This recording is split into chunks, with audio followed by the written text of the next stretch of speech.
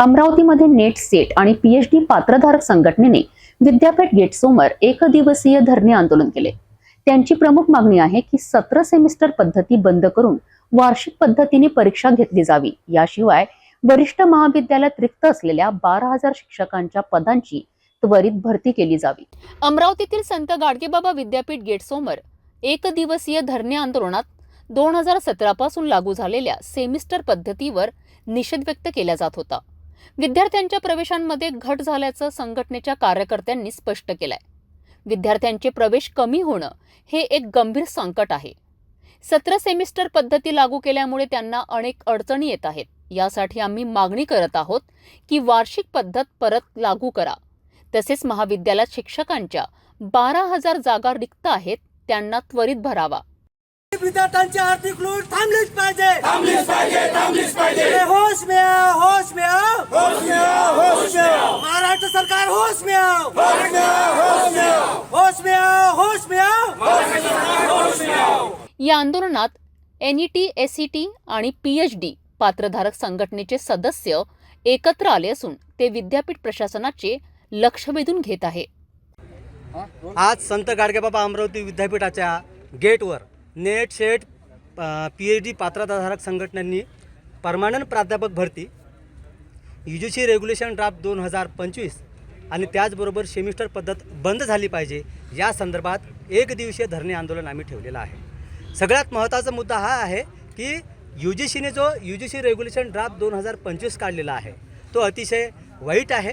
त्यामध्ये गोर गरीब वंचित घटकातील युवकांचं शिक्षण आता बंद होणार आहे असं त्यामध्ये दिलेलं आहे।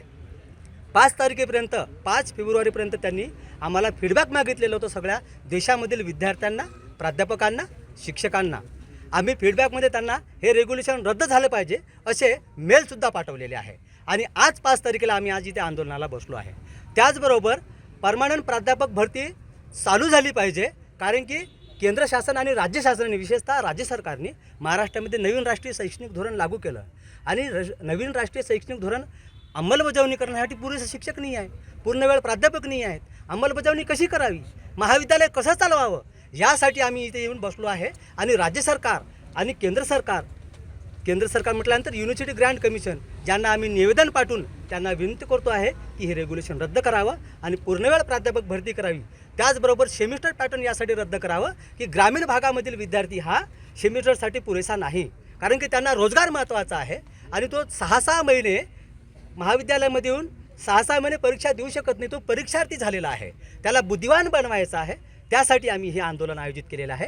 ह्या आंदोलनामध्ये आम्हाला युवक Congress, NSUI, all India student federation, GSO, युवा सेना अशा सगळ्या विद्यार्थी संघटनांचा आम्हाला पाठिंबा आहे। त्याचबरोबर 5ही जिल्ह्यातले CHB संघटना, CHB मंडळी इथे आलेली आहेत। आम्ही 5 वाजेपर्यंत हे आंदोलन करणार आणि माननीय कुलगुरू महोदय इथे येतील आणि कुलगुरू महोदयांमार्फत आम्ही यूजीसीला हा ड्राफ्ट पाठवू आजचं निवेदन आणि त्याचबरोबर राज्य शासनाला माननीय मुख्यमंत्री साहेब यांनासुद्धा आम्ही निवेदन देऊ की परमनंट प्राध्यापक भरती महाराष्ट्रामध्ये झालीच पाहिजे। जर झाली नाही तर संपूर्ण महाराष्ट्रभर आम्ही CHB नेट सेट पात्रधारक संघटना फिरू आणि संपूर्ण महाराष्ट्रभर आम्ही हे आंदोलन करू। ही सुरुवात आहे, याच्या 23 मार्चपर्यंत पूर्ण महाराष्ट्र आम्ही एका पिंजून काढू, हा आमचा प्रण आहे आणि ही आजची सुरुवात आहे। या धरणे आंदोलनामध्ये विद्यार्थ्यांचे हित साधण्यासाठी एक गंभीर आवाज उठवला गेला आहे। 17 सेमिस्टर पद्धतीच्या विरोधात तसेच शिक्षकांच्या रिक्त पदांवर त्वरित भरती करण्याची संघटनेची मागणी जोरदार आहे। यावर विद्यापीठ प्रशासनाचे पुढील पाऊल काय असणार आहे हे पाहणं महत्त्वाचं ठरेल।